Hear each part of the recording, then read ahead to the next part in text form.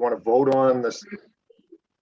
We want to vote on the slate of officers for the upcoming year and bring on our newest board member, Paige, and present a Volunteer of the Year award. So that's about it. I want to introduce the board members present. So I'm Tom. I've been on the board for a long time, 10 years or so. And I was the secretary before taking over the chair, I think a year and a half or 2 years ago. So Thank I you, live in Unity. You're a hero. Yeah. So why don't we just maybe go around counterclockwise, clockwise, whatever works. Where's the clock? Okay, so that would make Travana next, I think. Am I right?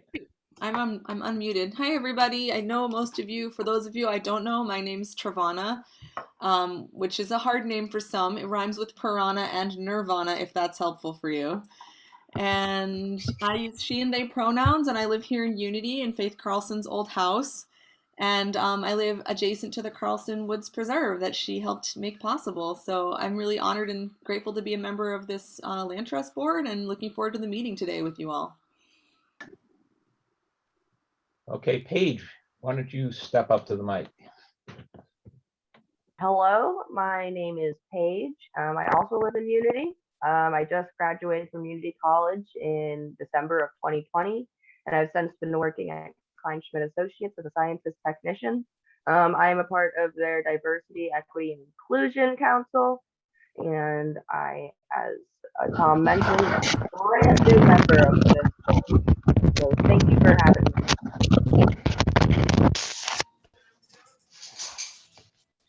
We heard Okay. your crinkling, Ron. Can you mute? Next will be Did you hear Ellen. me? Hi, I'm Ellen Batchelder. I am a board member. I've just recently taken on the position of treasurer. I also started, like 3 years ago as a board member. I was on the trails, stewardship trails committee or group prior to that.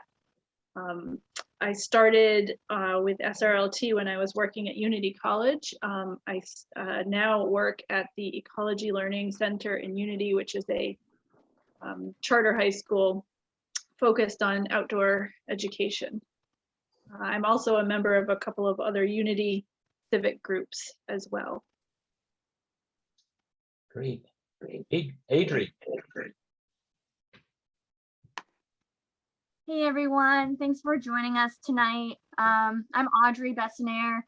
I am acting as the stewardship co-chair for the stewardship committee. And my co-chair partner is Frank Zavisky, if he's on here or not. But I've sort of been thrown in this position as we found a vacancy pretty recently within the board. But just acting as a general purpose board member, I found myself pretty involved in the stewardship committee.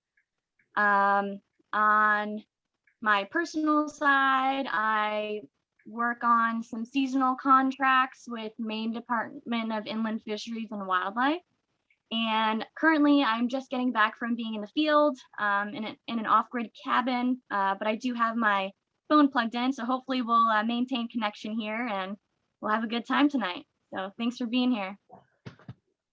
Thank you, Adri. And I'll go, even though my screen says it's Tom Mullen, I've just inherited his Zoom account. So my actual name is Brandon Kulick. Tom Mullen is just my alias. I'm a fisheries biologist, also with Kleinschmidt Associates, where Paige works, and I've worked on a lot of stream restoration projects, hydroelectric relicensing, and conservation projects for things like Atlantic salmon and alewives and stuff like that over my 35 years of service here in Maine. And I've been active as a board member on this organization for, Tom, you'll have to help me out, but probably going on 6 or 7 years, I think.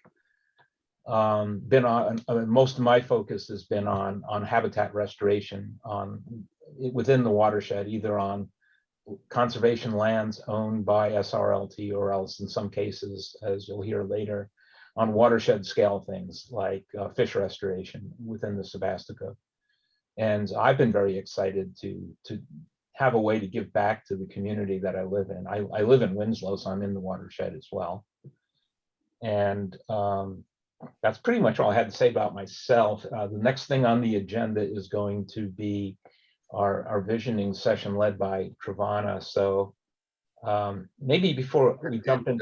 Is Deb able to introduce herself? I guess Oh, not. If she, I couldn't, Deb's, I think, still on mute. I haven't found out a way to. yeah, she's muted and she said she's having a tough time participating. So Deb Dutton is one of our longest standing board members, and she's represented by that pooch there.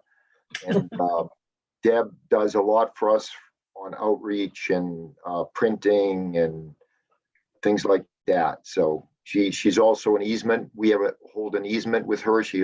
Her and her husband David have a beautiful piece of property on Quiggy Hill Road. Great. Thanks, Tom. So really, before we get into the visioning session, just a couple of housekeeping notes on Zoom. We're recording the session. Hopefully everybody's okay with that. It's mostly so we can pick up on talking points people make during the session and make sure we incorporate them going forward. And then I think we have a large enough group that I'm going to suggest that we keep our microphones muted unless you want to offer something and make a comment. Even though I think there's a hand raising option somewhere here on Zoom. I think we do have a small enough group where we don't necessarily have to use that. If somebody during one of the presentations has a question or wants to make a comment, feel free to just unmute and speak up right then and there. And I think we'll handle it that way. So other than that, I think we'll be able to keep it pretty simple. Those are about the only things I can think of right now. So the next thing up will be our visioning session, which we're really lucky to have someone like Travana on board who has facilitation skills to make that happen. And we're a group of volunteers on the board, but we really feel that within our mission we want feedback from our membership so that we're steering the boat in the right direction. And things evolve over time. We've had visioning sessions and retreats and things in the past to kind of keep the organization moving forward and relevant to everything. So we're due for one of those now. We thought we'd do it as part of this meeting. And I think we have a nice sized group of members to make that work without it being, difficult to do. So I guess with that introduction, I'm going to pass the baton over to you, Travana. Thank you. If this were truly a sort of a race where I had to get the baton from you, I would probably trip and fall and ruin everything, but I think I can pick it up in the context of just a Zoom call. Here it goes. Thank you. Got it. Excellent. It's great to be here. Where should I begin? I guess I'll just, one more time, I'll introduce myself. One of my teachers talks about the idea of proper introduction, which means it takes a while to get to know somebody. It takes a while to get to know a person or a place or a community. And so there's always layers of introduction. So my name's Travana. I live here in Unity. I went to elementary school at Unity Elementary School and junior high at Mount View before I moved away for high school because my mom, who was the minister at the Unity Union Church, got transferred to another town. And so we had to leave. And we were really sad to go. And so I moved back when I wanted to sort of settle down somewhere. And I've spent my 30s here. And I'm really thrilled to have a chance to work with SRLT. And I just love this watershed and the really special plants and animals and people who are part of this place. And I want to really honor and thank the fact that I grew up here and I have ancestry from my family that has been in Maine for like 450 years. And that means that we have a really rich and complex and mixed relationship with the native people. of this place. And one thing that's been really fun as a member of the board of this land trust, and also just as a community member, is to explore what it means to live on Wabanaki territory and in Penobscot land, and to work to repair a relationship with Native people. And so I'm really honoring and crediting those Indigenous people who've been keepers of this place for so long, and committing myself to repairing some of the damaged relationships that we've had with them and that my family's had with them. And I'm specifically thinking about Indigenous leadership right now because I want to invite you into a consideration of the land right now that may be a little different than the way we normally think about land and land trust work and stewardship. But that's truly actually seeing the whole ecosystem, this whole watershed. I'm actually going to call it a life shed that we are in, that includes the lands and the waters and all the animals and the plants and the people and the businesses and the schools and the churches and the specific culture and the specific potential of this place that we call the Sebasticook River watershed, that all of us have some love for, which is, I'm assuming, why we're here. And so I'm just going to invite you for a moment to just think for a second about that whole ecosystem, that whole watershed, and just feel a little bit of love rise in you for this place. Maybe think of a specific plant or animal or memory that you've had in one of these SRLT lands that makes you smile. And I want to name also that it's been kind of a hard couple of years, both, you know, in our society and within SRLT and within the world. And I kind of want to just name that some of us are tired and, you know, we've been working hard and feeling a little bit, I don't know, just drained. So if anybody here feels that way too and like misses being together in person and getting to go for hikes and do trail work and, you know, do visioning where we can put our arm around each other, then I'm with you in that. And I want to acknowledge that it's been difficult. And also just name that the land has really helped me through that hard time, and invite you to consider whether there's any way in which the land has been helpful to you during this pandemic and everything else that we've been dealing with in our society. And think about a moment or a memory of gratitude for the land that you have.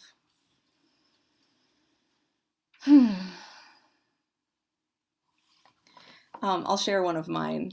So I live here just a hop, skip, and a jump from the Carlson Woods Preserve. And I walk almost every day in those woods and just love, love, love the land here. And back in the spring, I remember it had been a long COVID winter last winter. And I just felt alone and I felt like weighted down with woe. And I decided to kind of dragged myself out on a walk in the woods, you know, and I got down to the little creek there and I started like noticing that there's bird calls all around me. And a bird flew in really close to me and like, you know, whizzed by my face. And I actually started laughing because I was like, wow, I'm really not alone. And I really am in close relationship with the living world here. And so I looked around and I didn't see anybody. And I just had this feeling like I want to be really part of this land, you know, and not separate from it. So I stripped off most of my clothes and I jumped in the little creek. And it was freezing cold. There was still snow in part of the woods. And so I started shivering and I was like laughing and started singing with the birds. And then I scurried back to my house and I felt really rejuvenated by that experience of just being in the water and in the land and kind of ready for the next phase. And now that we're going into a second winter, I'm anticipating I'll need that kind of connection with the land even more than I did before. So does anyone relate to that story? Has anyone ever felt like, I'm not alone, I'm part of this land? So I'm going to look at my notes here. I want to invite you to join me on a journey of reflection in service to this place, and to actually put aside our kind of personal opinions about SRLT or our certainties about how things should go or our desires, and just for a little while together, we have each other in this funny little digital Zoom world. We can all turn our minds to the life shed that we love, that we call the Sebasticook River watershed. And what I'm hoping is that we can, you know, through considering that whole life shed, through a couple different lenses and asking some questions and reflecting on them, we can start to see a bit of a vision emerge of the potential of this place. So I'm wondering if you're willing to join me in reflecting on some questions and thinking together about this place that we love and the land trust that's serving it. Is that where people are at? We're ready? Okay, so you might want a pen and paper. It's helpful to be able to take some notes. And yeah, Ellen, you're ready. And my plan is to ask us to kind of reflect quietly on our own for a few questions, and then we'll share with each other towards the end. So if you want to get yourself set up, you could type on a device too, but I find that writing with a pen and paper is, I don't know, it feels better to me. People ready? Okay, first question. Why are you here? Why are you here at this annual meeting on Zoom? Why are you here as part of SRLT? Why are you here in this watershed, in this life shed? What are your motivations for being present? And just take a minute and reflect on that and make a couple notes of what draws you here.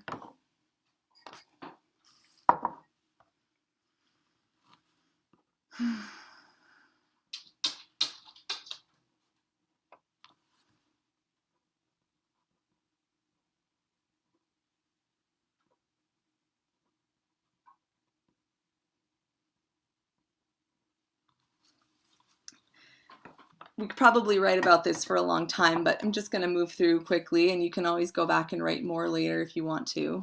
And the next question, well, so there's more than one way to look at a landscape or a set of relationships. And so my thought right now was to take us through a structured set of questions to look at this landscape and our relationships with it in more than one way. And let me just see. Yeah, so I'm wondering if you can, with keeping in mind what you just said about why you're here, if you could track your motivations and the kind of the questions that are arising for you as we think about this landscape and our relationship with it through these different lenses. And then maybe we can see some patterns as a whole as we move forward. So just kind of track your own thinking and your own process as we think about the questions. Does that make sense?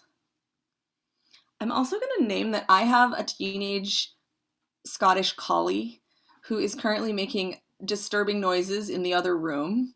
So hold on a sec. Solas, what are you doing? Don't do that. I may need to put him out at some point. Got to keep it real, working from home, right? So, okay, so these ways of looking at a landscape are from a framework of thinking called the levels of paradigm that comes from a teacher of mine named Carol Sanford. I do business consulting work with a regenerative business development community, and we use different frameworks to kind of reflect on and consider the impact and the value of our work and optimize our work to be the most effective.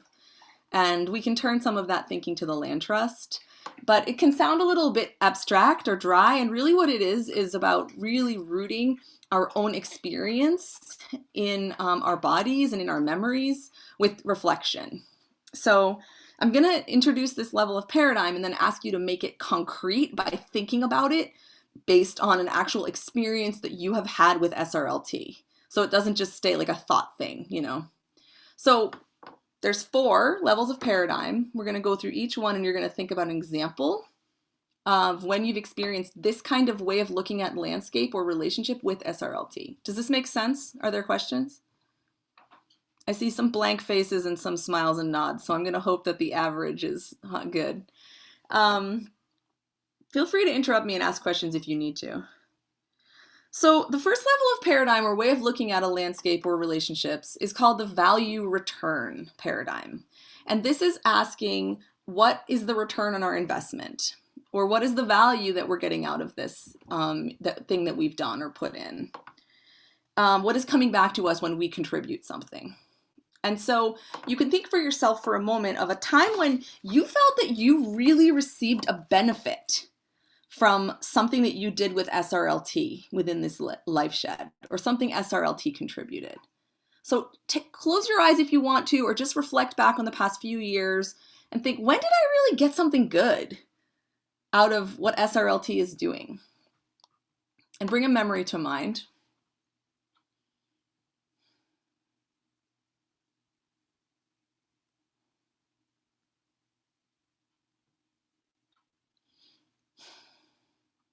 And now I'm going to ask you to think about that memory in 3 ways so we can track patterns.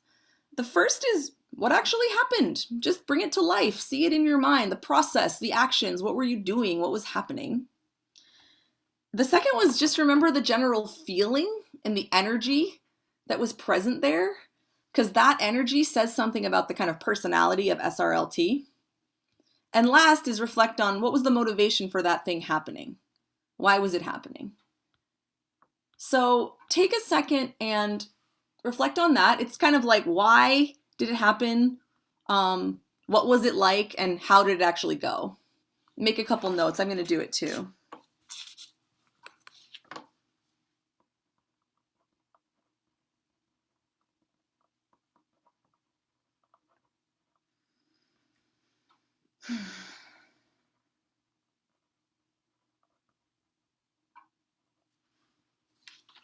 And you're going to be able to look back at that and see how those that memory compares to the other ones.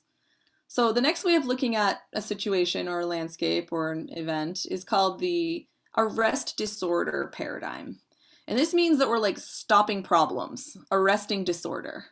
And so it's a way of looking at a landscape or relationships where you're saying, how can we fix problems or address issues? So take a moment and think for a second if you can come up with a memory of a time when you were working with SRLT or engaging with SRLT on something that you felt was really making a difference on an issue in this ecosystem that you care about. And you were like, that work with SRLT was addressing a problem that I care about. And you could see that. And bring that to mind, bring that memory to mind.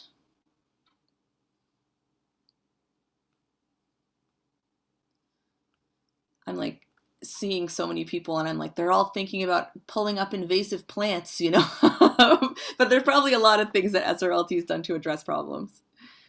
And ask yourself again, what was actually happening? What were the actions? What was the vibe? How did it feel? What was the energy of that engagement? And what was the motivation behind it? Why were people there?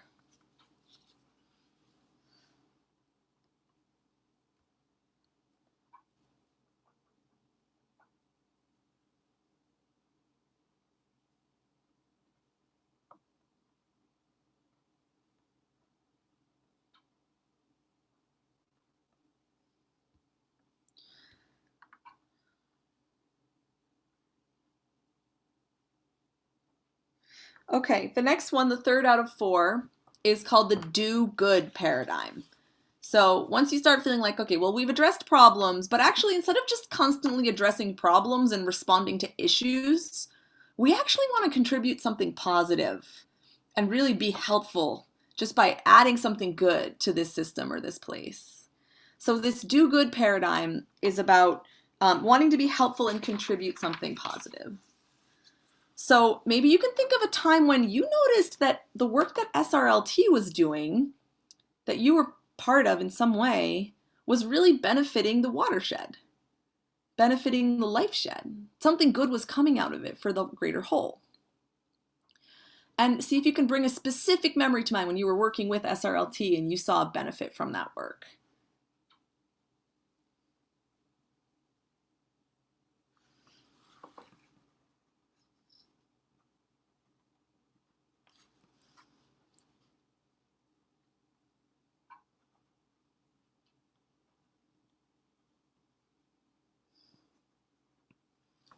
And notice, if you would, what was the motivation behind that in the group? Why were you there? Why were people there?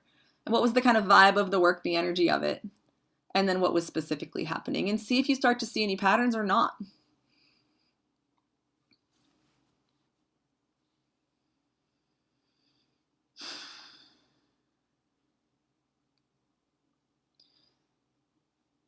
The last paradigm is, it's the hardest one for me to explain. And sometimes I think I'm in it, and then I notice that I'm just actually still in the do good one. And it's really what I'm aspiring for in my life, in my work. And it's called the regenerate life paradigm. And in this paradigm, we're not just adding something positive anymore to a system, to a whole. We are actually enabling that system to unfold and develop to its highest potential. So it might end up doing and being something that we cannot predict. And it actually supports all life to thrive within that system, and all, beings and entities who are part of it to develop. And so in that case, our role as part of the system is actually to be in service to the potential of that system, to see it and support it.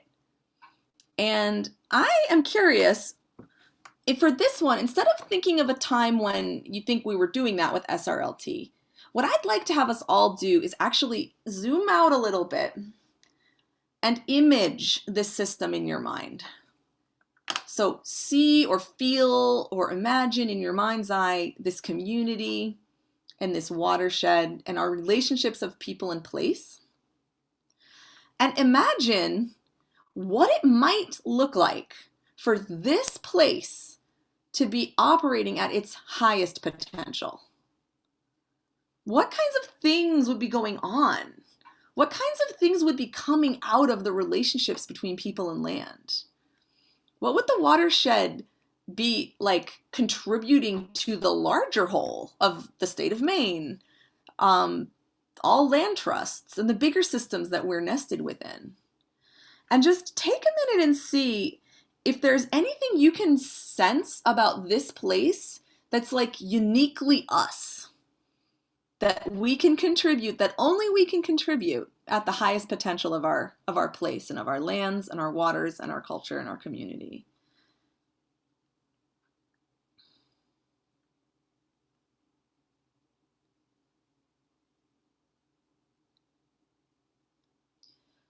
And this is the one I'm going to invite us to share and reflect on with each other. So I'm going to invite you, if you want to unmute yourself and just share some images that are coming to mind as you see the system, the watershed, the life shed operating at its highest potential in your mind. One that just came to mind for me was like an image of lots of children being out in the land and out in the woods and like tending the little plants and playing in the rivers and moving sticks off the trails. And that was just a natural thing that was happening, was a relationship between children and land and forest that felt like a mutually caretaking relationship. And I feel like there's something about this land, this place that's just like, it's this woven tapestry of farms and forests. And so it's not like this untapped wilderness, or this totally developed suburbia. Like anywhere anybody lives in Waldo County and in this watershed, it's like you can easily get to a farm, a river, or a forest. And so this interaction between the farms and the rivers and the forests and the people, actually supporting all of them to be more healthy and rich, more pollinators, more species of plants, more engagement with the land, cleaner waters. That's kind of what I'm seeing in my mind start to develop. And I wonder if someone can add to that as they imagine the system at its highest potential. What would you add? So I unmuted myself, and if Faith wants to jump in, I'd like to hear from her first. I kind of reflected more on the fact that I can't get out in the land like I used to, and there are a lot of people who can't. There are a lot of people who have had to leave and so forth. Yep. But the fact that you can still know it's there. I've lived in a lot of places, and some of the places that were so wonderful to me are ruined now. They're paved over and things like that. So I think that the fact that we can assure to others who can't be out there as children now, that it will be out there. And like, even though they're not in it. What would that do for us as a society if we really felt in our bones this confidence that the land was protected and that there would be wilderness and there would be farms and there would be clean water? I mean, how would that feel, and what would that change in our whole culture? I love that image.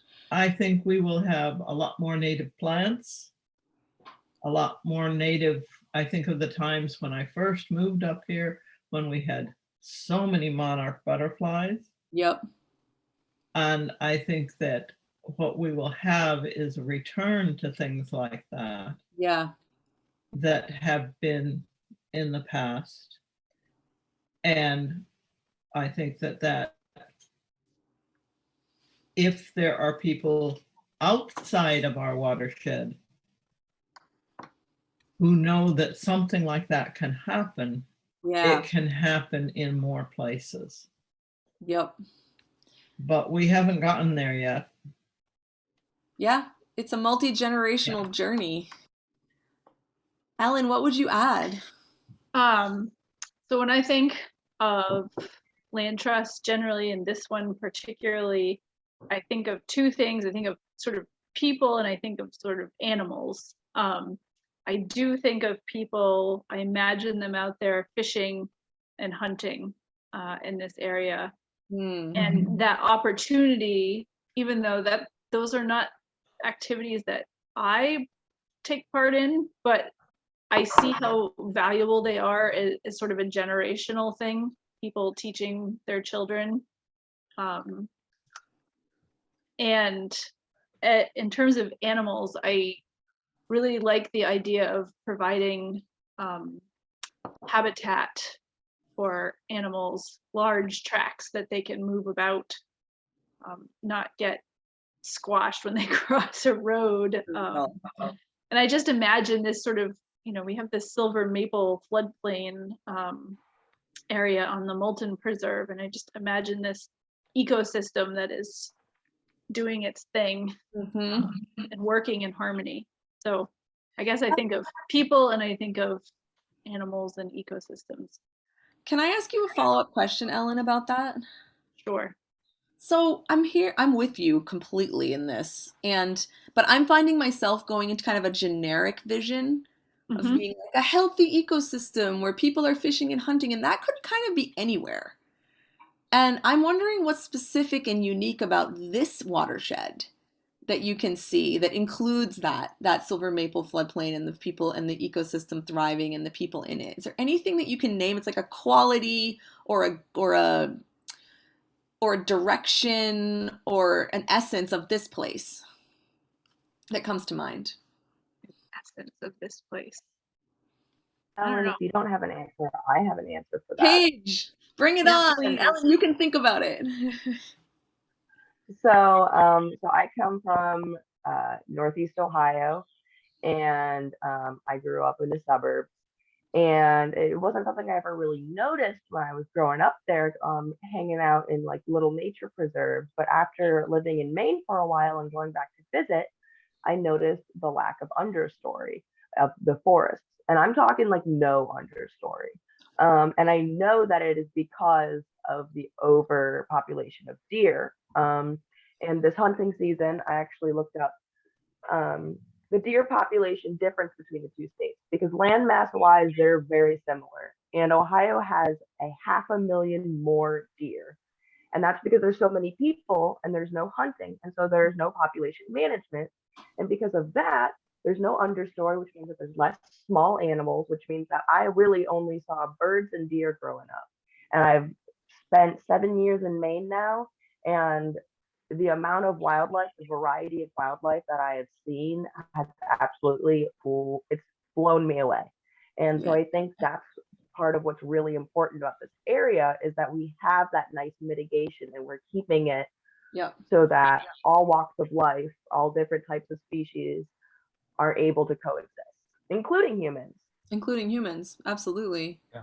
Thank you for that reflection. Sometimes it's hard for those of you who've lived here a really long time. I'd love to hear from you, because you often have a sense of a place that's very rooted in a long relationship. But I also understand that it can be sort of hard to even see. It's like the fish is swimming in the water and we can't even see the water. Like, what's unique about this place? Whereas if you come from somewhere else and you've got that comparison, it can be really obvious. Like, wow, this is a really special thing about this place that's not present elsewhere. What would some of the rest of you add? What are you seeing in this vision when you think about our watershed and our life shed operating at its highest potential. Philip, are you raising your hand? Very tech savvy of you.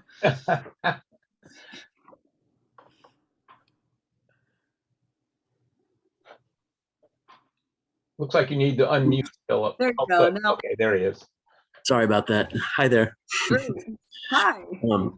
Yeah, I was just going to build on a little bit on what Paige was just saying, and Alan, because it was resonating with me, which is, when I think about this, I'm coming to it from kind of a scientific perspective. I'm a wildlife biologist, and I work statewide on biodiversity issues. And I think one of the challenges that the Sebasticook Regional Land Trust faces is the very question that you're raising, which is what makes it unique? Because I think if you asked a lot of people, they would kind of have trouble with that. And I just want to help us articulate what that is, maybe at least from a scientific perspective, because we don't have mountains, we don't have the ocean and the coastline, we don't have a particularly interesting topography, but it's still a really rich biodiverse watershed. And it's one of the largest lower elevation central Maine intact watersheds that exists. And what that provides is a lot of health for a few systems that are not very healthy elsewhere. So the hardwood floodplain forests are tremendous here and just really valuable and super rich for wood turtles and wildflowers and all kinds of, and fiddleheads and so on and so forth. The vernal pool density here is really high. It's higher than in a lot of areas in the state, and provides really productive habitat for amphibians that are then moving out and enriching the landscape. The marsh, the bog, the diversity of wetland types, all within a fairly small watershed area.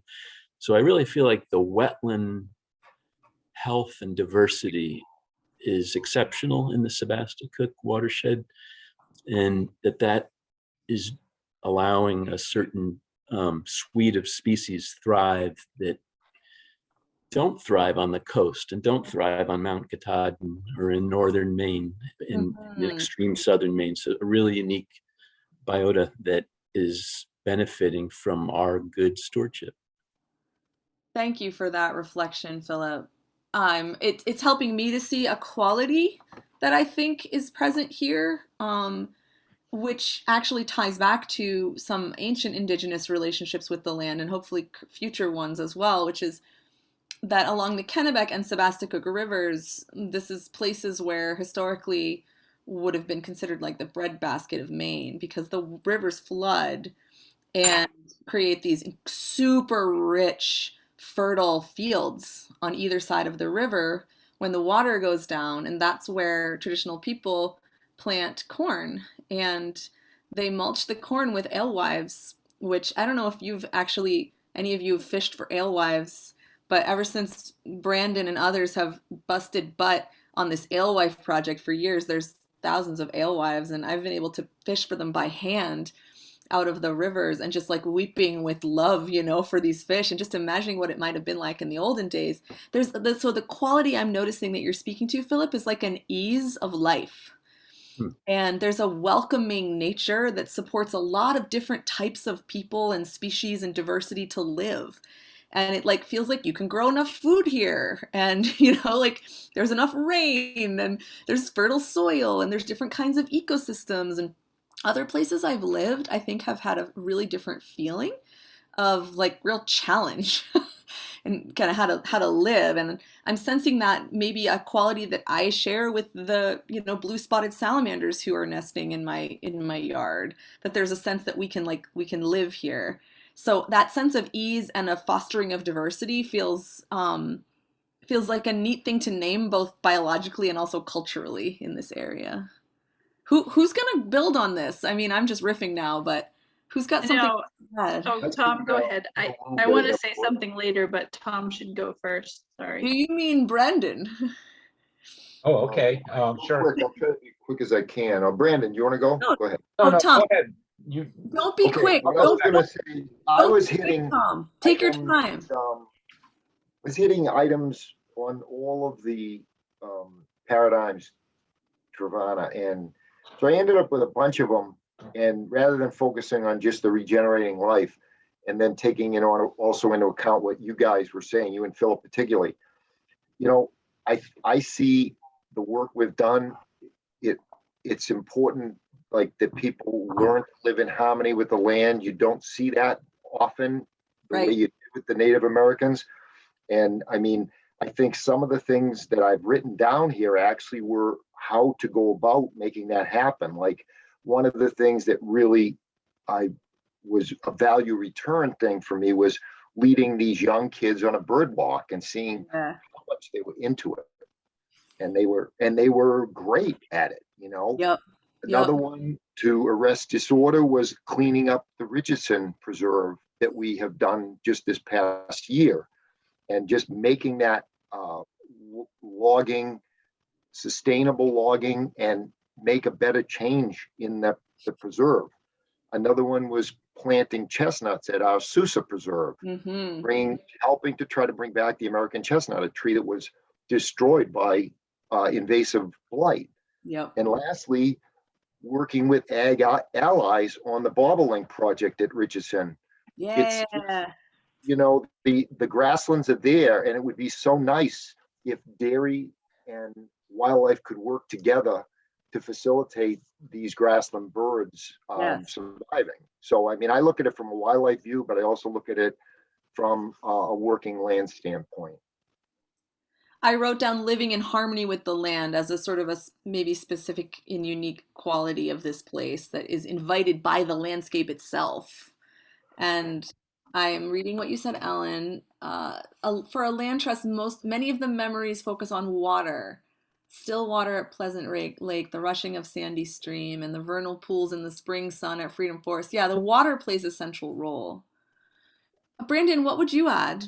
I was going to kind of build on something that Paige and Philip both touched on. So my perspective is, as a child, I grew up in New York in an area that had a landscape very similar to what we have in this watershed. It was largely rural. There was a certain amount of farming, a fair amount of open space, small towns, surrounded by water and all that. And as I was going through my middle school years, the unfortunate thing was we were so close to the New York City area that our area just got swallowed up in suburbanization. And within a few short years, it was gone. It was all freeway interchanges, housing developments, strip malls, which it still is, you know, and the area just became dead to me, even though I sort of felt like I had my childhood heritage ripped away from me.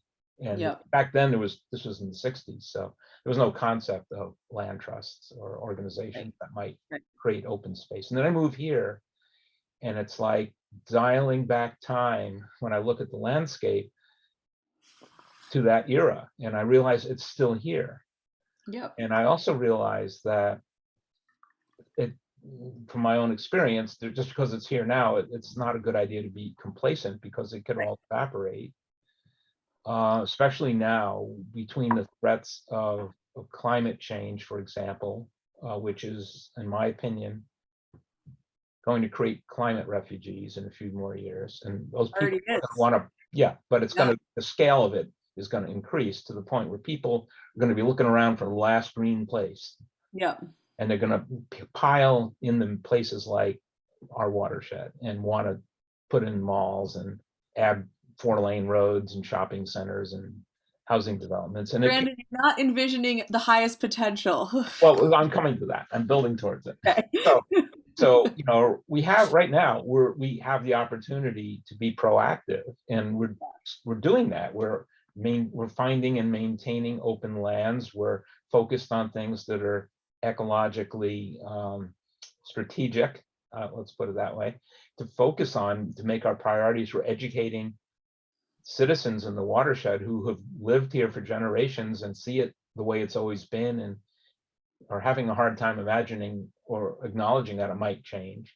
And trying to, I think through part of our work is we start building an appreciation of what's here, so that as things inevitably change in the future, there is political will to conserve it. So as much as the area will probably get developed, the essential integrity of it, the health of it that Philip and Ellen were talking about earlier doesn't get crushed. And I see that as kind of it's sort of a dystopian thing in a way, but but I think that it only is that way because it would only be that way if organizations like ours didn't exist. Right.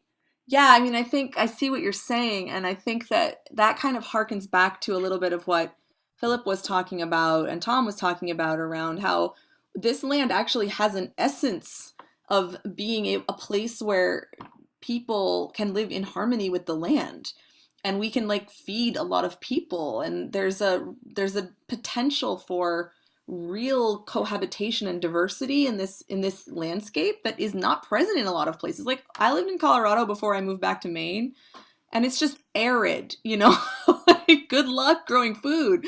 And so, what would it look like? What would it look like to actually be in a watershed where we can welcome people of all species here and be able to thrive within the watershed, not by developing strip malls, but by having lifeways and lifestyles that support the health and wellness of everybody. And I see what you mean about how SRLT, by setting up ways for the land to be working land that supports all the species and people, actually creates the conditions for us to be able to welcome our friends and family and new neighbors, without turning into New Jersey. Yeah. And I will say one more thing, which is that just like this land is here, that land is still there.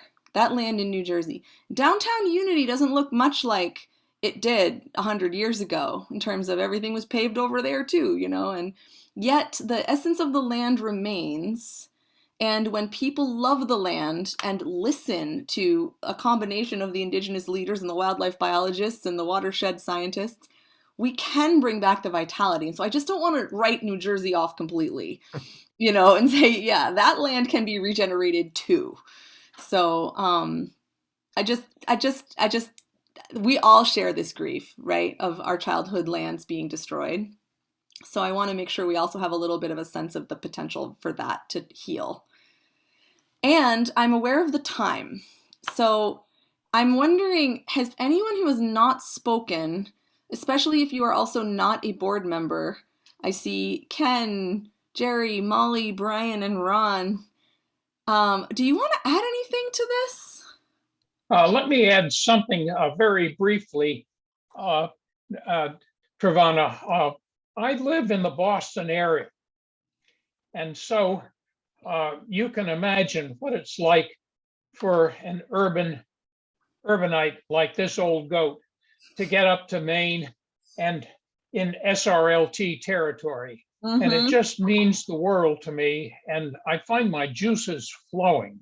Good. And also, when I get out to some of the preserves and I see how much it means to others who are enjoying nature's natural habitats, so beautifully available to them for the public enjoyment.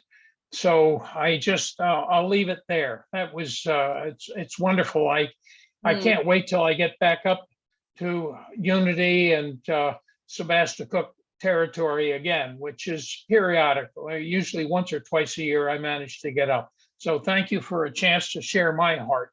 Thank you. And thank you for saying that. And I wrote down juices flowing as an important thing to remember about the essence of our land. Yeah, thank you, Kent, because people probably don't know, but Kent actually donated one of our best preserves, the Pleasant Lake Preserve up in Oh, Stetson. no way. Thank you. You are so welcome. It means a lot to me to see the meticulous care and love and hard work and sweat equity that has gone into PLP, Pleasant Lake Preserve, to improve it and make it even more meaningful for visitation. Benches, and uh, trails that are carved with a lot of labor along Pleasant Lake so that the public is able to enjoy the water, which Brendan mentioned is a really big draw for people. And SRLT deserves a huge shout out for the hard work. I must say that Jeff Gooseman has been instrumental in the past 3 years in really making a lot of improvements at Pleasant Lake Preserve and other of the preserves in the northern portions of SRLT. So thanks again, SRLT. Woo! Thank you. I'm wondering if I could just look to my fellow board members for a moment here and say, can we have 5 more minutes to wrap up this conversation in a spacious way? I was planning to be done in 2 minutes, but yeah, that's okay. Yeah, thank you. I think it's feeling really rich. I don't want to cut it off abruptly. Okay, Trevana, I'd like to add something. Okay, bring it on. I think each of us here, Ken, I want to thank you, by the way. I think each of us here loves this land that we live on. Yeah.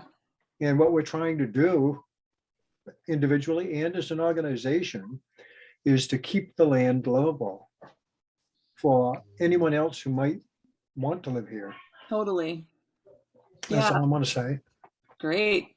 Yeah, and that probably, I mean, I imagine if you're thinking of it the same way I am, that is people and plants and animals and anybody who wants to live here, you know, can be able to thrive. And I saw Molly put a video on, and I think Ron is actually using the hand raise button, which still impresses me. Does one of you want to speak, or both of you? Me? Great. Ron? Yes. Yeah, go for it. Okay. Well, first of all, I'm from New Jersey. Oh, no. All right. So I moved up here 2 years ago.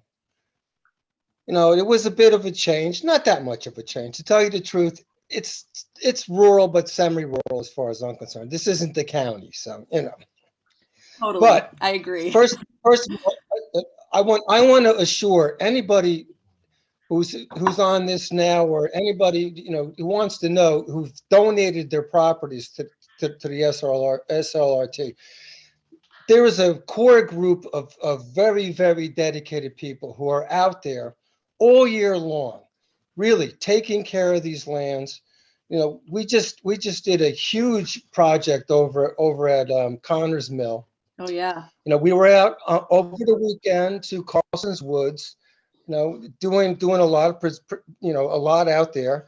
And we have stewards who keep an eye on, you know, what things that are going on. And we plan our work days, which are usually once a month, and go out and do a lot of trail work. But I just want to really thank these people that donated their lands and let them know that these lands are well taken care of. And we really want the public to be able to enjoy them. Mm-hmm. So it is a very, you know, what's the word for it? It's whatever. But there is a lot of people taking care of these projects. Does that contribute to your vision? Ron, does that contribute to a vision you see for how this whole landscape could be functioning at its highest potential? Well, to me, I think it's good for camaraderie, for people to get out, work together. Yep. You know, sure. It's good to do this, you know, for the sake of people that we don't even know who are going to come out there. Yep. You know, and the sake of the community, and like you were saying before, for the kids, whatever.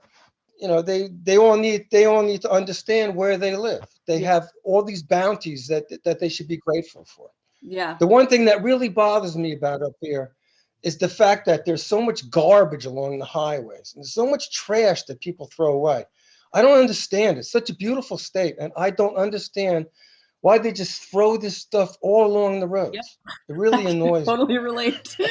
Yeah, well, we can coming, you know, coming from New Jersey, yeah, you know, New Jersey is the butt of a lot of jokes, but we also have our own preservationists down there too. And we do have open lands, and we do have beautiful areas. So, and the thing is, you need people to care about it and take care of them and donate their time. And there's a lot of good people. Like the gentleman who gave Pleasant Lake, I have to give a shout out to Jeff. Jeff really gives a lot of time to that. He's enrolled the RSU 19 students up there, which really makes, it's good for the students and it's great for the preserve. Thank you, Ron. Thanks for sharing. And I think we need a few laughs Sure. related to New Jersey on every Zoom call. So, we can. My wife's down there now, so there you go. Great. Tell her we love Jersey. Molly, did you want to share? Okay.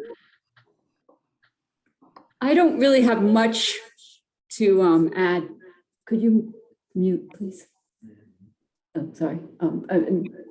Turn off the volume. Sorry, there are two of us on the same, so I'm getting feedback right now. No, you can just turn off the volume of so that you don't listen. I'm on the other half of Philip de Ménadier. Oh, there we go. and so I have a long history with the Sebastopol River Land Trust. Hold on, let me see if I can help him technologically. I love that this is Molly going to pop up on Philip's screen now? What's going to happen? Yes. I might need to go. Oh no, it's working now. Great, thanks. So anyway, so I was one of the folks who were way off in the beginning of kind of visioning for what the land trust was going to be doing, and I've been really impressed. We lived in the watershed for a long time. We now live just outside of the watershed. But in terms of envisioning like what I'd like to see, it's a lot of what other folks have said: a balance of working farms and forests and protection of the most ecologically significant areas, which in this watershed, there are quite a few for the state of Maine. Mm-hmm. But also, you'd mentioned specifically seeing children out in the rivers and in the land. And I'd love to have more of the watershed have a sense of place. To be able to talk about not just the rare species that are out there, but also the common species, and getting greater access in terms of making sure that more people are taking advantage of the natural areas that are out there for health and for spirit and for, again, just kind of the good of the earth in terms of developing a conservation ethic. So those are all things that I would add now. Thank you. Yeah, I had a feeling you would be able to contribute some beauty, and you did. Well, so just in our last moments here, I want to invite us to turn our attention to a new question. With this vision alive in our minds and in our souls and bodies of what it might be like to see our ecosystem, our watershed, our life shed thriving as a place with ease and abundance for all life that can support a really wide diversity of species, of animals, and types of people, that can actually be a place where we learn from the land how to live in harmony with nature, and where there's really like interwoven relationships happening all the time between field and farm and forest and, wherever else people are spending our time. Perhaps the Family Dollar and Unity can be part of this. What does it look like to truly be living in relationship? So as we see that vision emerging in our minds, I am aware that each of us is actually part of this life shed. So we're actually not envisioning something for a separate whole that we have nothing to do with. We're envisioning something for our home and our whole, that we are one of the species who is being tended and cared for, and one of the individuals. So the question is, what could you be being asked to do by this watershed? And what might you want to develop in yourself in terms of a capacity that you have to be in relationship with this watershed in a way that supports the watershed to be reaching its highest potential?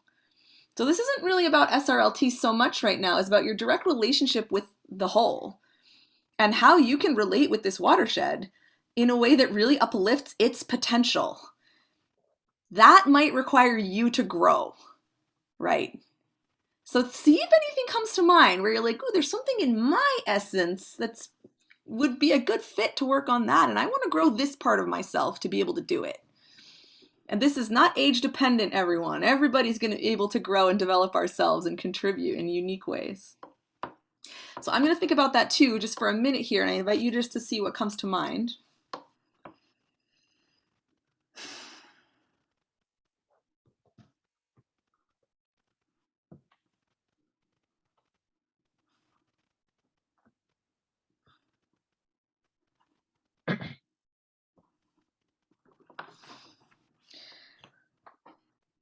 Now I'm noticing I have some skills that are coming to mind, but I'm actually really thinking about what could I grow in myself so I could do even better at my potential within this ecosystem's potential.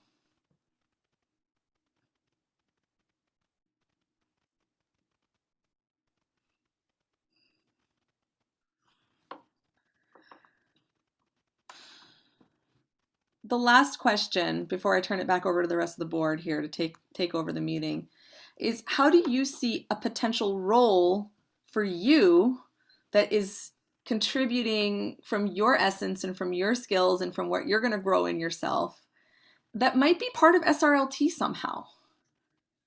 Because SRLT has a role too in this ecosystem and in this work. And I'm curious, how does your role and your development fit in with SRLT and support SRLT to develop to its highest potential in service of our ecosystem?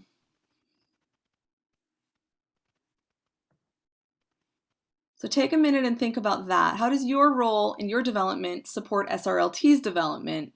All of this and each of us getting to our highest potential.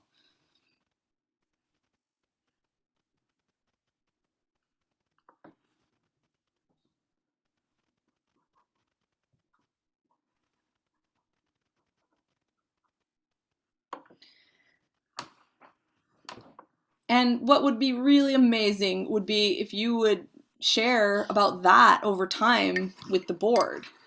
Say, here's a thing I think I can actually contribute that would help me grow, that would help SRLT grow, and that would contribute to the highest potential of this watershed. And we, our tiny little volunteer board who are basically trying to run a huge organization for no pay, struggling, in a global pandemic, could use like that inspiration and that enthusiasm as well. But more than that, I would say that the watershed needs us.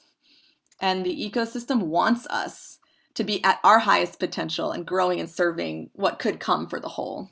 So I'll just say for you to know my vision of this, I really feel like SRLT can uplift the potential of this place. And what I'd like to see is that any form of participation in SRLT also uplifts the potential of the person participating. So that people who are doing trail work or on the board or engaging in any way with SRLT, we feel ourselves growing and thriving as a result of our engagement with SRLT. And that is also in service to our ecosystem. So I'm inviting you into that kind of relationship with the board and with the lands and with the land trust and with me. And I look forward to seeing you in future sessions and out on the trails and in anything we can scheme up that will get us out learning and growing and having fun and being in service to the land together. Thank you so much for sharing what you did. I'm going to listen to this recording and type up these notes, and we'll use your ideas to help guide how the board is thinking about how to move forward. And if you want to contribute any more ever, just reach out. And I'm turning it back to you, Brandon. I just want to say thank you for this. This is, I think, probably the most important part of our annual meeting. A lot of you folks who haven't been to our board meetings probably have a feeling that, and it would be right, that we spend most of our energy at the board meetings trying to work out the logistics of, how do we pay for this? When do we schedule that? And trying to keep the train on the tracks. And sometimes it's really hard to look up from the kind of the grind of that to kind of step back and kind of figure out where are we going? What's the mission, and are we succeeding at it? And this is, I think, really helpful. And because when working with membership and working with each other, we can work to establish priorities to make us as effective as we can at doing what we're supposed to do. So again, thank you.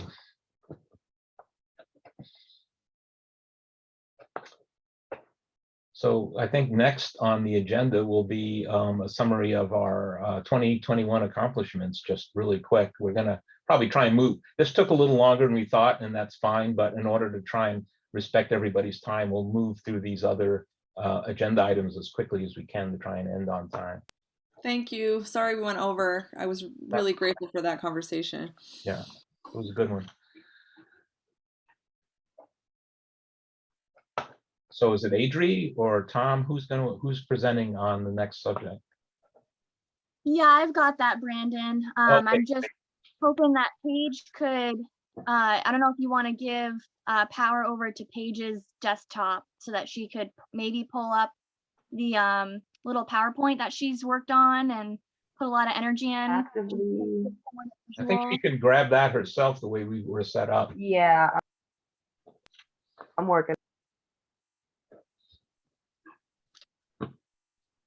While that's getting put up, yeah, I'd definitely like to reiterate, thank you so much for that visioning process, Travana. It really just like set us off all on the right foot and sort of opened up everyone's hearts, everyone's brains, got the juices flowing to really envision what the future of SRLT could possibly be.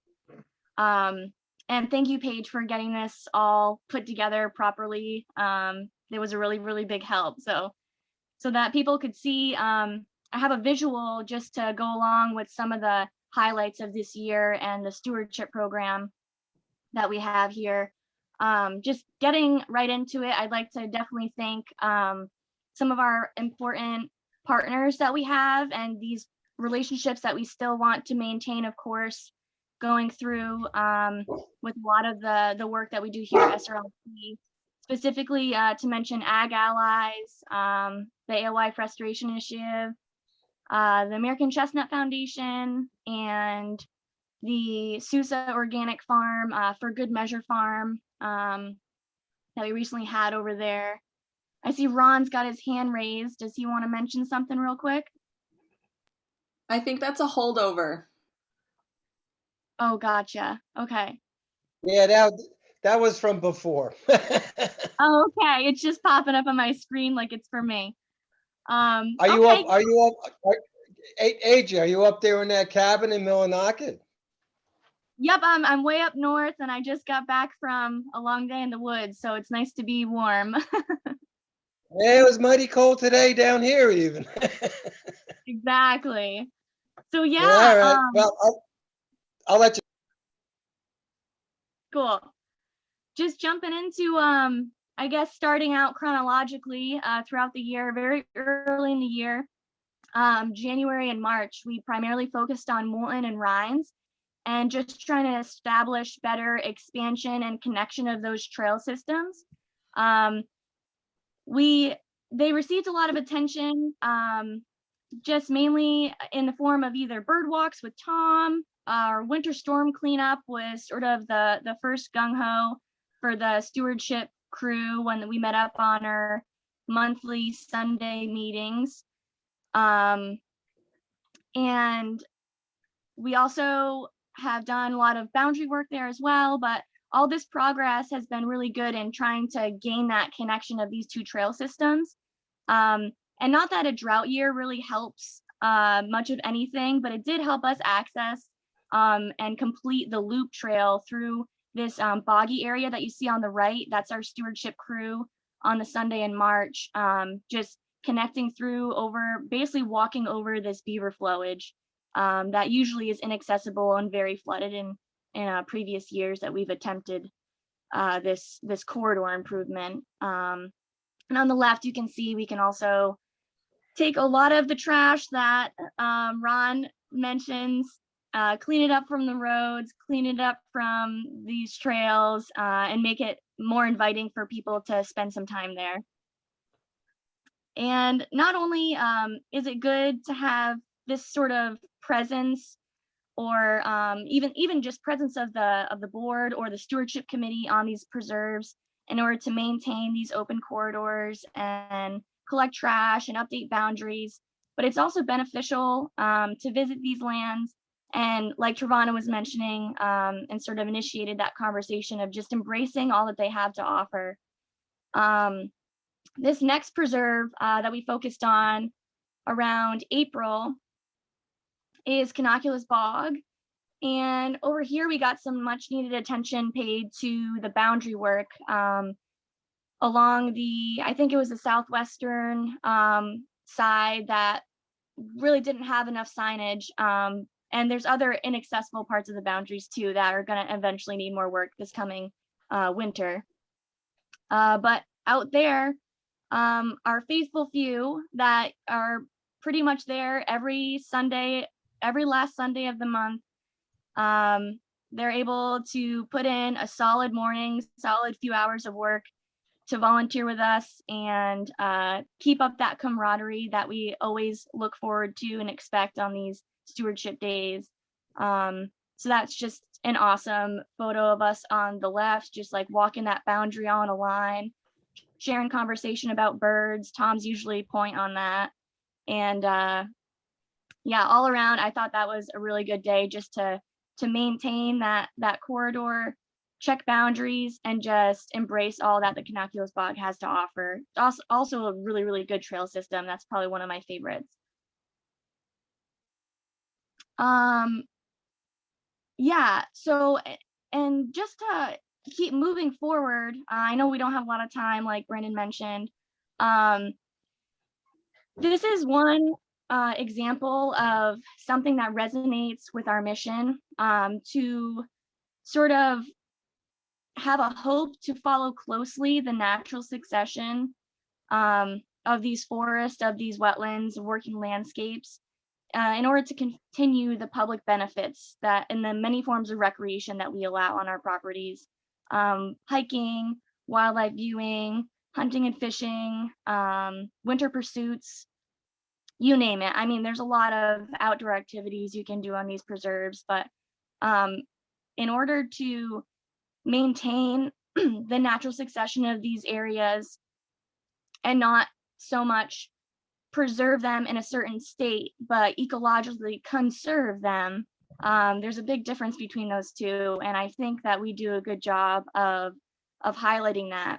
And this Great Farm Brook Preserve, what you're looking at here actually is a ridiculous beaver dam built over this culvert along this old skid trail that is actually the main trail going out towards the end of Great Farm Brook.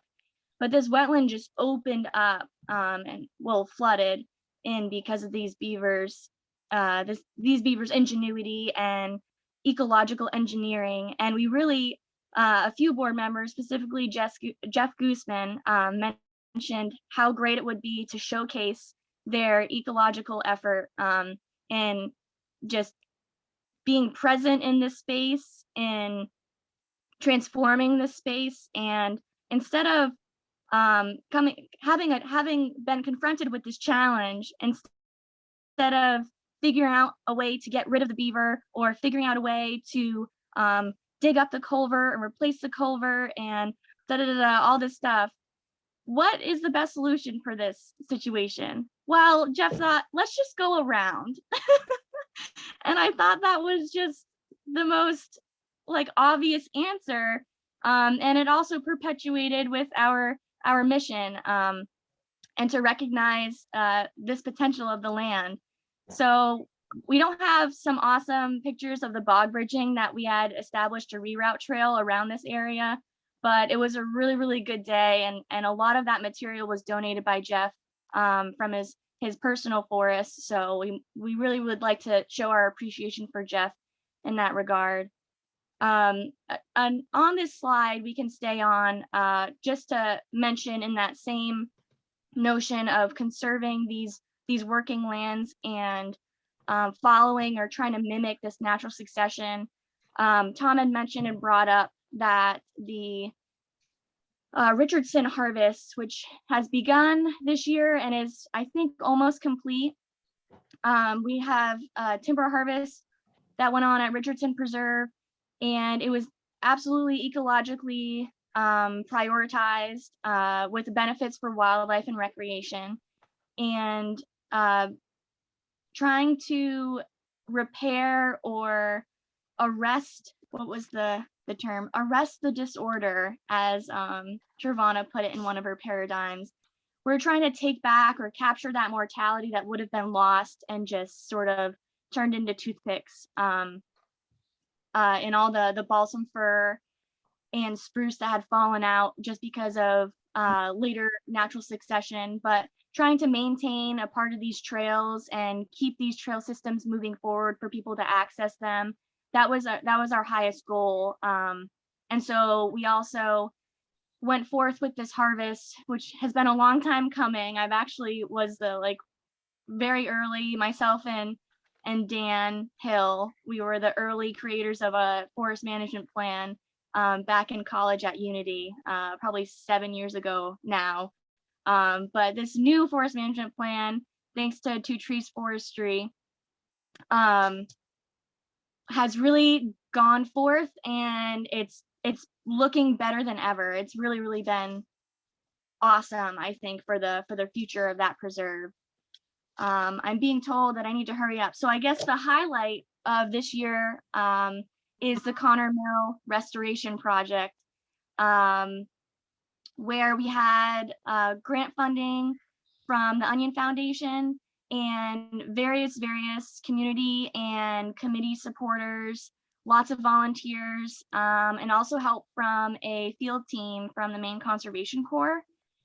And so these projects would have not been accomplished without everybody's involvement. I just wanted to extend our thanks to Kate Cozio and Marty Maines as well for their collaboration on this project. It's just been a tremendous help. Jeff Gooseman also orchestrated a lot of this, the stewardship activities surrounding this project, and we're really happy to be able to extend this trail network or provide greater access to this trail network that has been existent, but has been out of reach, so to say, with all these outlet and tributary crossings. So these bridges, beautiful as they are, need more people to walk on them. So get on out there, spread the word. It's definitely one of the highlights of this year, I'd say. And I don't know if I had any more after Adrian. that, but Don't forget Frank. oh yeah. Frank gave a lot of cedar from his property and a lot of his sweat equity also. So let's not forget Frank. Exactly. And plus he does all all the surveying for us. Without Frank, it'll be extremely hard to find the borders to these properties. Thank you so much for mentioning that, Ron. Yeah, so just this last slide talking about future projects, we are trying to get some solid funding again for another parking lot down at the Moulton Mill site to make it more accessible right off 139 right there.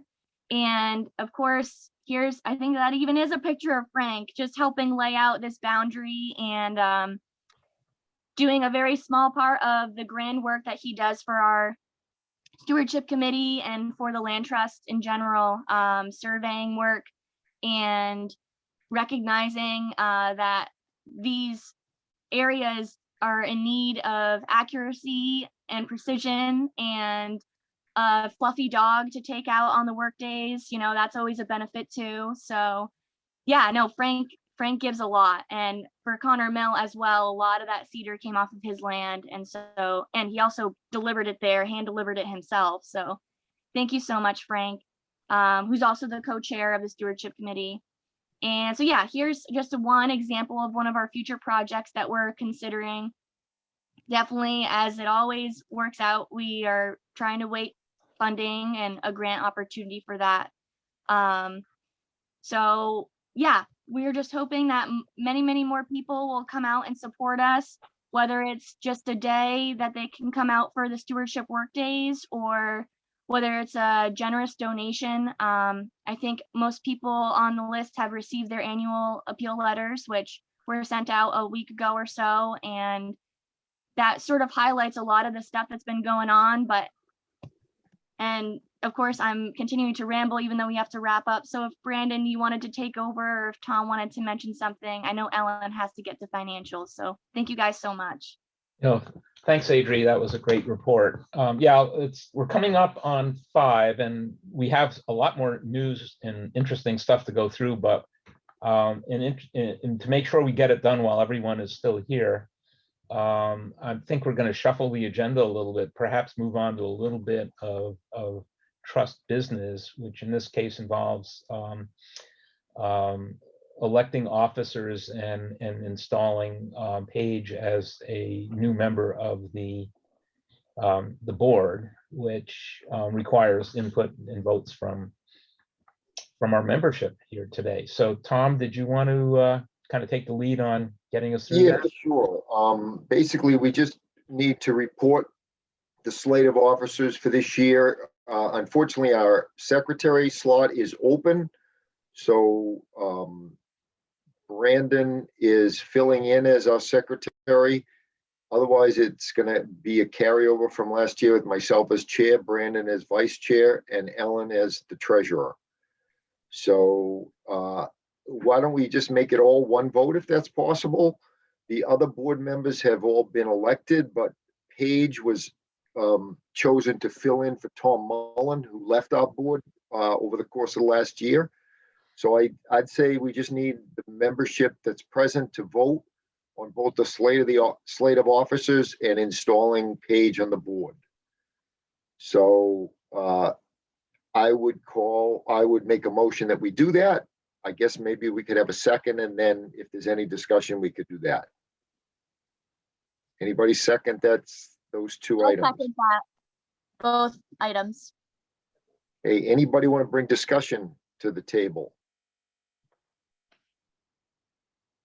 All right, let's vote then, I guess. All in favor, if we could get rid of the screen and get everyone visible. I can't really, like, you can stop screen sharing, Ellen. Oh, yeah. Did I do that? And let's vote. All in favor of the slate of officers and installing Paige. Aye. Aye. Somehow we're I still vote screen on sharing. myself. I don't know if you can. I don't think I can. can't- No, I but can't I see throw in for the everybody, other part. so Yeah. Who is sharing their screen right now? Is it you, Paige? Ellen, No, it's Ellen, and I'm trying to. I thought I had turned it off. Usually, if It you might go, just be lagging. I can How's that? unshare you if you want. Anybody who wants to help is good in my book. This is Great. Ron. woo! Anybody who wants to donate time, Since it I means a can't- lot. It means a lot. you can't really see who's voting, but basically, if anybody objects to that slate, voice your opinion. We're gonna go with that the vote is unanimous. There we go. There we go. All right. Okay, so that piece of business is out of the way. The other business item is, of course, the budget report, the financial report. And Ellen, I think you're teed up for that, right? Okay, yeah, great. So this is a quick overview of the state of the finances of the land trust. So in 2021, we have just over $2 million in assets. That includes land, all of our accounts, endowments, the stewardship endowments, and material property. So I will say that we are we're very stable financially, and that's great news. So I think our needs lie more in people power going forward. So as of now, everything with the land, except for the land, we have $481,697 dollars. That is represents more than what we had at year end of 2020, And the difference seems to be largely due to our stewardship endowment fund dividend, which was has come in at over $80,000 so far, more than the fiscal year 2020. Our account balance is $73,573. We've taken in, currently our revenue is nearly $29,000, and that pretty closely matches our operating expenses of about $28,000. That includes, our operating expenses include things like taxes on our properties, insurance, paying for the trail maintenance and stewardship of trails, paying for mailing and our outreach programs and professional services that we contract. The revenue comes from grants that Audrey was instrumental in getting the grant that we were awarded this year, from leases on the land, from investment dividends that we earn from the stewardship endowment fund, and from donations and memberships. And currently the donations and memberships is making up about 1/3 of our revenue. But we have not yet received a couple of things we're expecting, another dividend from our stewardship fund, some revenue from the Richardson tree harvest, any monies that we take in from our year-end appeal, and we are also the recipient of some money for offsets from the First Wind Company. So that pretty much wraps it up. Like I said, we're in pretty good financial health. If anybody has any questions, I or Tom would be happy to jump in. Thank you for reporting. Just to make sure everyone knows that our stewardship endowment fund is strictly revenue.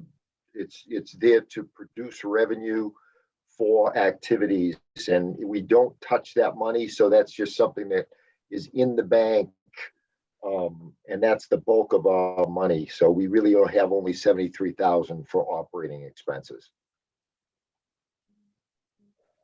Yeah, thank you.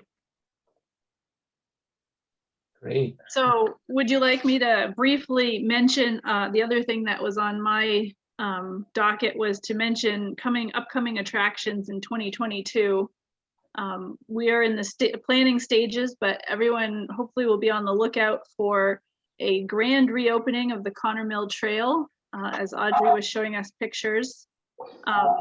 Various bird walks and natural history walks, a tour of fish ladders through the alewife, related to the alewife project, maple syrup, a program on maple syrup making, a potential program on coyotes, and some continued trail work at Pleasant Lake, doing some bog bridging there. And we want to now, once the Richardson Preserve has been, the harvest has been completed, we want to work on creating some walking trails on that preserve. So those, that's sort of looking forward, upcoming attractions. Excellent. Thank you. Okay, Brandon, so, could we jump ahead to volunteer of the year too, possibly? oh, absolutely. I think we should do that. Who's presenting that? I can. Deb is, we're not sure whether she's available or not. So I just wanted to say we give a volunteer of the year award each year. This year it was a clear choice with Billy Ashton. He's a guy that lives up in Newburgh, and he's been unbelievable on the trails this year. And Billy is he has difficult health issues, but he works despite those. He made a huge difference on our trail maintenance. And sadly, he got in a vehicle accident this late summer. So it was really, it could have been fatal, but he came out of it. and he's now recovering. So anyway, Billy Ashton's our volunteer of the year. Excellent, Yay, Billy. excellent. I definitely put my word in for Billy. He's great. Thanks, Ron. So where does that leave us on the agenda? Do we just have the LWIFE update? I think we've got everything else. So, okay, so that's my baby. Let me see if I can share my screen.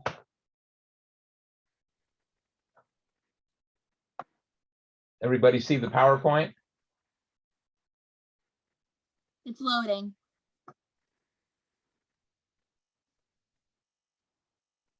Yes. Okay, super. So let me just minimize that. So, okay, so this is, most of you probably are already aware of this project, and I'm not going to go into all the grim details because I know we're all getting ready to wrap the meeting up. But this has been an interesting project that started about 5 or 6 years ago. Actually, the genesis of it goes back even further, maybe even 7 or 8 years ago. SRLT the lead conservation group in working on this was something called the LWIFE Restoration Initiative, which was led by Maine Rivers, and they're an NGO down on mid coast of Maine, and their focus is conservation issues on all Maine rivers. But there were also a number of other organizations that banded together under the LWIFE Restoration Initiative banner to make this project a reality. And I'm really proud of the role that SRLT played in this, and especially in the early stages of it, when it was just an idea in some people's heads, and there was a certain amount of skepticism in local communities about whether it was a good idea or not, let alone whether it could actually be done or not. And here we are, all these years later, with an actual finished project, and it involved a lot of modifications to infrastructure up and down Outlet Stream, which runs through Vassalboro and goes into the Sebasticook River in Winslow. And the lake that it connects to is China Lake, which for more than 150 years is the alewife population that would have been native to it has been absent. And now there's an opportunity for that ecosystem to be, the aquatic ecosystem to be restored. And it's largely thanks to this group of conservation groups that we were a part of, as well as the towns of China and Vassalboro, which saw the inherent value and financial value long range in doing this, and also supported it along with lake associations and other groups that we'll talk about briefly. But really, the goal of this was more than just bringing back a population of native fish to its watershed, but the alewife plays an important ecological role in the health of the ecosystem by importing marine nutrients where the fish go offshore and grow to adulthood over the course of 4 years, absorbing nutrients from the ocean, and then they swim back as little packets of protein into our watershed, where they, among other things, they become food for eagles and ospreys and other fish and mammals that live throughout the watershed.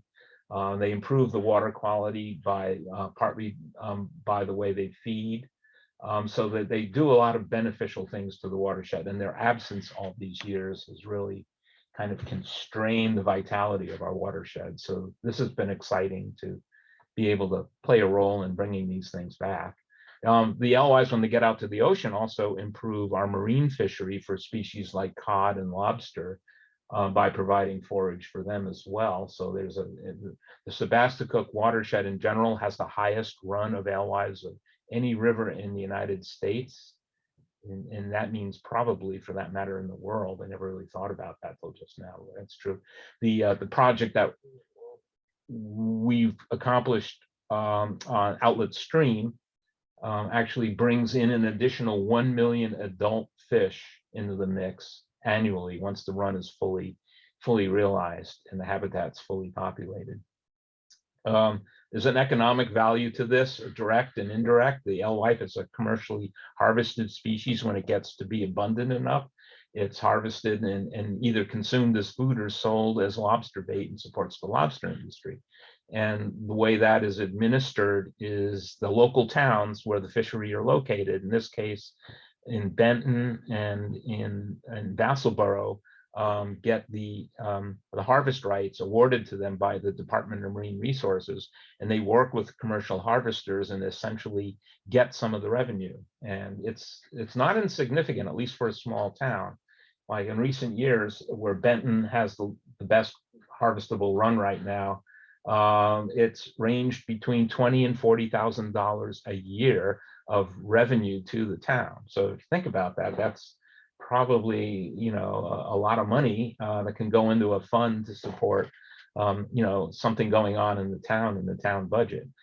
There's a similar run right now, not on the Sebasticook, but in Vassalboro on another stream and lake system there. And that has already brought in a fair amount of revenue to the town of Vassalboro through the harvesting process too. So Vassalboro was already in tune with the idea that in addition to being an ecological benefit, that the alewife run provides an economic boost to the community. If the alewife is successful in contributing to the cleanup of China Lake's eutrophication issues, it will also serve the purpose of increasing property values and recreational use of China Lake, which will obviously also have a ripple effect on the economies of China and Vassalboro as well.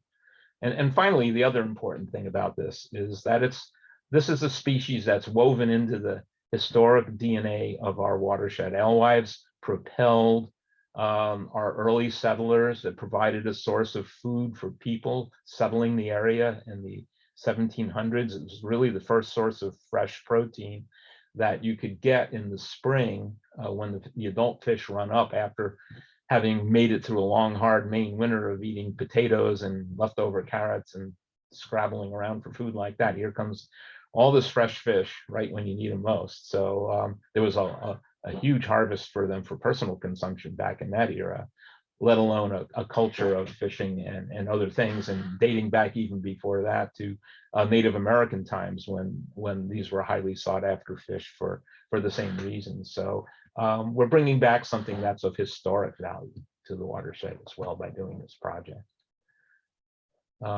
We're kind of tight on time, so I think I'll probably skip over this slide and just give you a kind of a couple of visual maps and then show you some of the projects. So the map on the left is the entire Kennebec River Basin, which if it was, which I forget the exact square mileage, but you can see the imprint of it relative to the rest of the state of Maine down in the corner.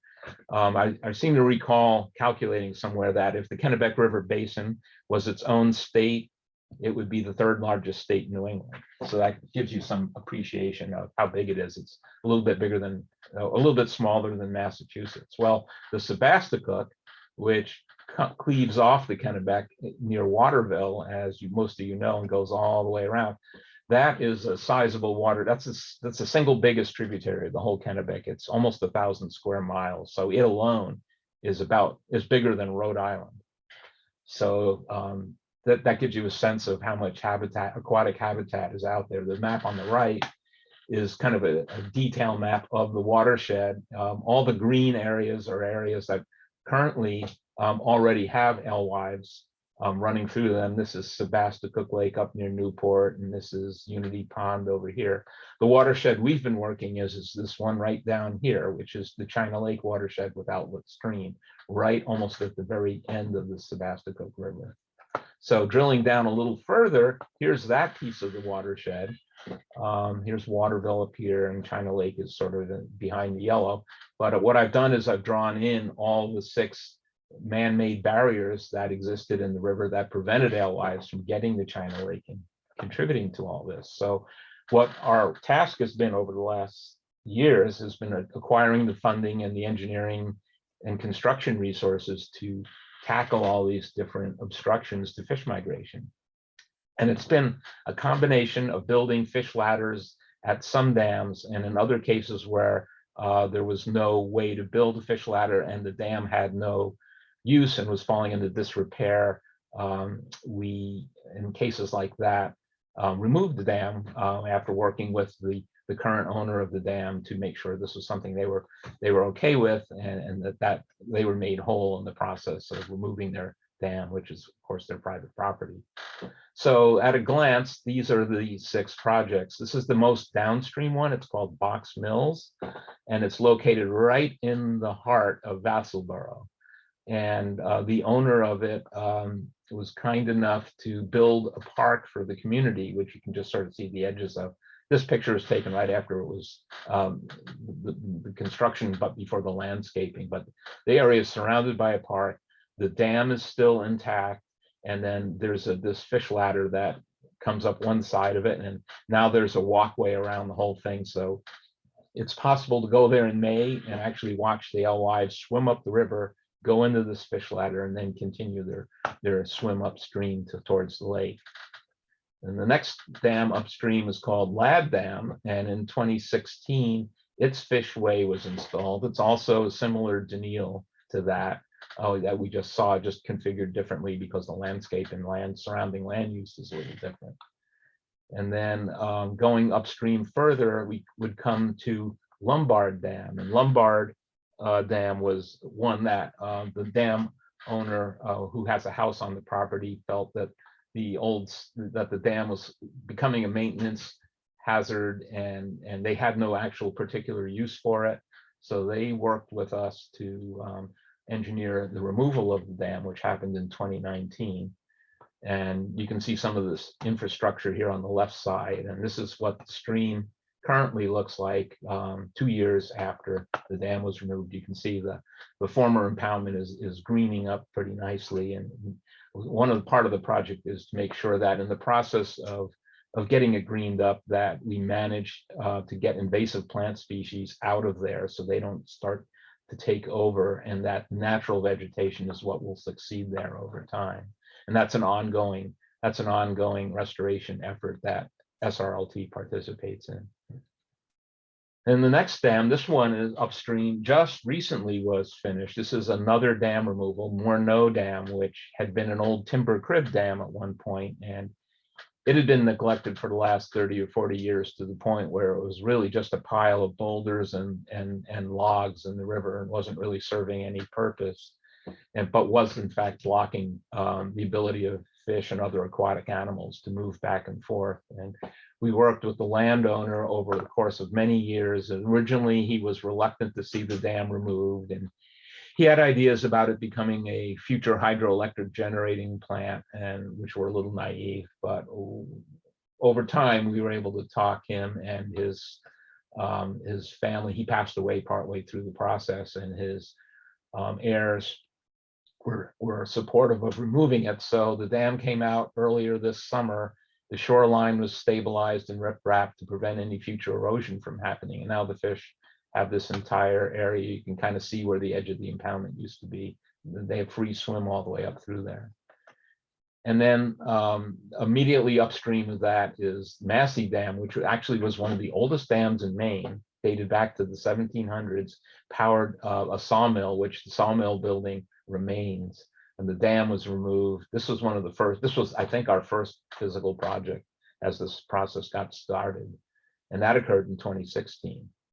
And then finally, the last one, it's my last picture, I think, is Outlet Dam, which was also just finished this past year. And this is the this is called Outlet Dam because it controls the outlet of China Lake, controls the water levels of China Lake and the flow out of the lake that goes into the stream. The dam itself is actually owned by the town of Vassalboro, but it's operated by the Kennebec Water District, as the Kennebec Water District uses China Lake as its water supply for Oakland and Waterville, Winslow, and I think even Fairfield all get their municipal water out of China Lake. So the water district was involved in this, and so was the town of Vassalboro. And then my last slide is just to give you a feel for all the different groups, in addition to us, who all worked on this project over the years. That's it. If there's any questions, I'm happy to try and answer them. Thank you, Brandon. Get out. That's great. It was a question, but Brian from Friends of Lake Winnicook just wanted to mention something in the messages. If you can bring that up, Tom. Sure.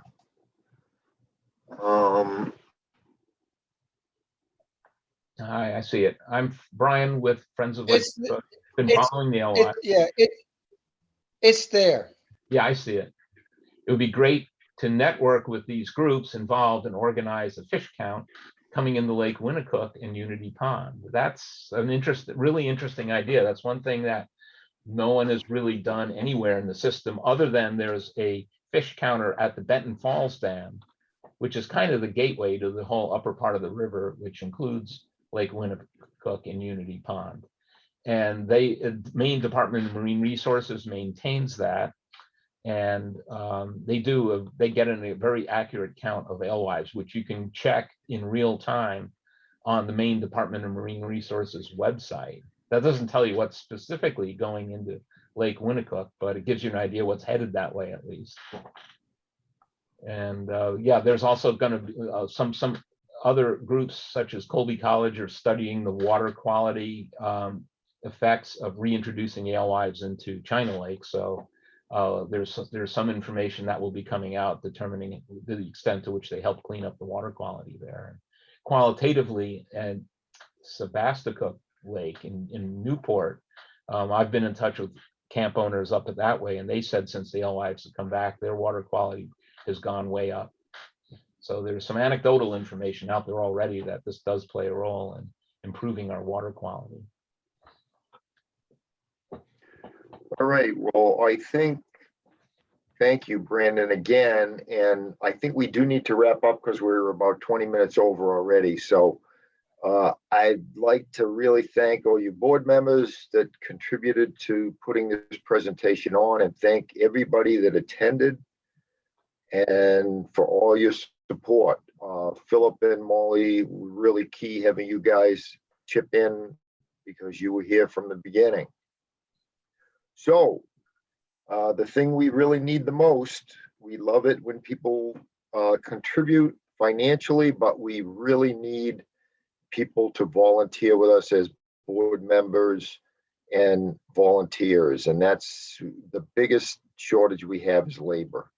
So I urge you, if you want to, get in touch with us through the website, email, and we need your help.